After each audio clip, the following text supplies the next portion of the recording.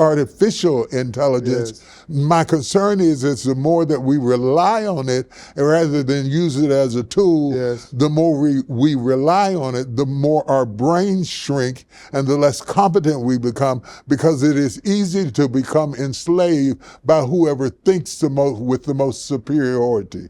Can I, by the way, brilliant. Can I say 2 provocative things? Let's do it.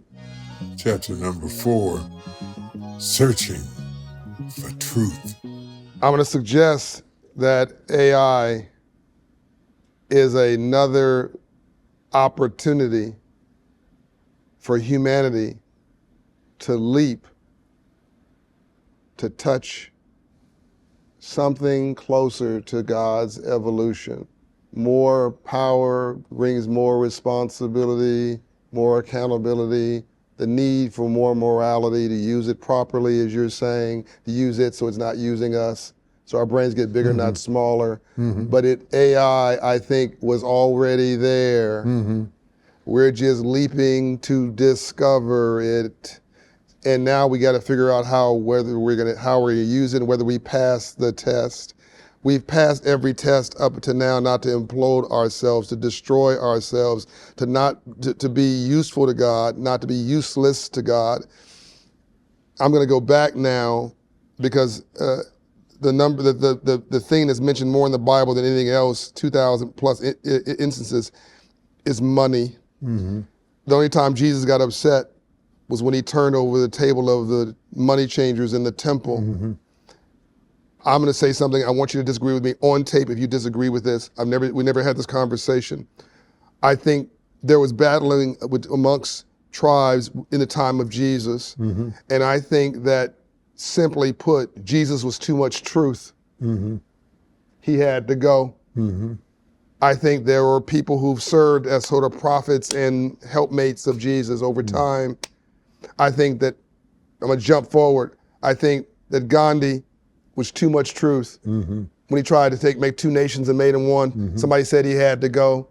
Shimon Peres in Israel was too much truth when he tried to create peace, and somebody said, you gotta go. Martin Luther King Jr. was too much truth. You gotta go. What do you mean black and white are just, we should work together as God's children? Malcolm X coming back from Mecca saying, all white people aren't the devil. I just prayed with some. We should be together. He was a threat to somebody. They wanted him dead so bad, there was 2 shotguns in broad daylight in front of his family, kids and wife. They wanted him dead. 2 weeks after he got back, I think, from Mecca. Too much truth.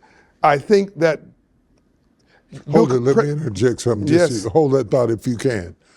I think the unique thing about Jesus is, number one, he is a composite in his historical component of all types of races. Yes. So he came not only with truth, he came as a representative of all people. He had the Canaanites in him, the Jebusites, the Hittites. He had the Jews, he had the Gentiles, and were all in one body. Yes. And whereas religion had separated one from the other, Jesus had embodied them together and made them one. And his only prayer that we have a chance to answer is that he prayed that we might be one, even as he and the Father were also one. That was the only thing that Jesus ever asked for, is that we come back together as we live together in the womb of his body, in the womb of his flesh, in the womb of his self. And so while these other teachers bring truth, what separates Jesus from bringing truth is that he is truth. Yes. He is truth. And the more that we begin to understand that the truth is the fact that there is one species which we embody Christ, so that he died for all mankind. All things. See, he didn't just die for the Jew or die for the white man or die for the black man. He died for all mankind, because a little bit of everything was down inside of him. And likewise, there's a little bit of almost all in all of us, a little bit of everything down inside of us. And as we begin to come back to an us understanding of redemption, of development, of building, of growing, of going forward, if we can get back to that, I think a lot of powerful things can begin to happen 100%, for us. Without question. By the way, yes.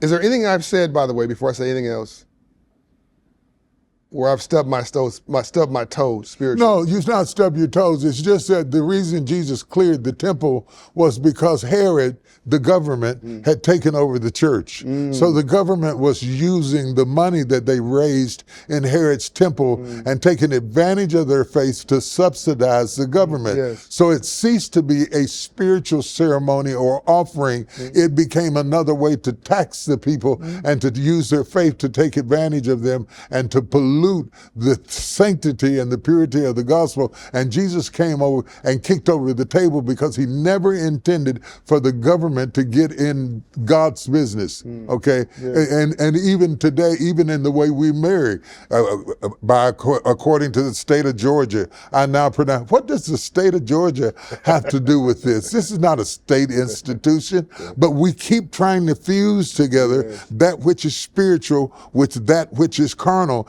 And whenever God sees that, he always throws it over because we were never meant to be one. One final thing.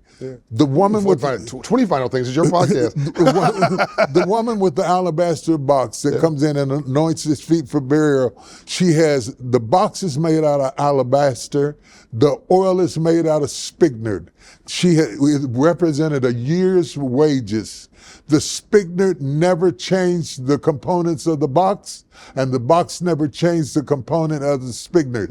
What that which was alabaster, and that which was spikenard was spikenard. Understanding the uniqueness of that two things can walk together, but they can never imitate the other thing. They walk together, but they are not together. They are still separate. So when we start talking about coming together, you have to start together in order to come together. You have to be Adam and Eve and come back together. You can't reconcile what was never one before. And so the understanding of oneness is built upon, behold, O Israel, the Lord thy God is one. You see, and as soon as you get that in your head, you can't be like him and be two. Okay? Talk to me. So when God gets ready to create everything else, he creates it with his mouth. But when he gets ready to create man, he reaches in one man and pulls a woman out of him. He doesn't have to reach back into the dirt because the woman is not a separate species. And the problem with men is we keep trying to make the woman